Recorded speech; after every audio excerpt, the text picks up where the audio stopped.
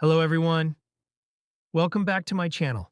Today I will show you how to save a file in Microsoft Word. This is very easy, so don't worry. First, open Microsoft Word. Now type something on the page. For example, Microsoft for Beginners.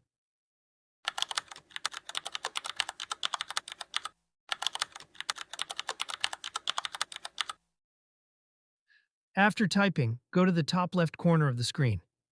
Click on File. Now click on Save As. Choose where you want to save your file. You can select this PC or desktop. Next, click on Browse. A new window will open. At the bottom, you can see File Name. Type a name for your document. Make sure the file type is Word document. .docx. Finally, click the Save button. That's it.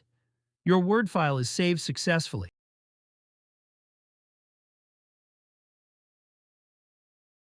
Thank you for watching. Don't forget to like, share, and subscribe.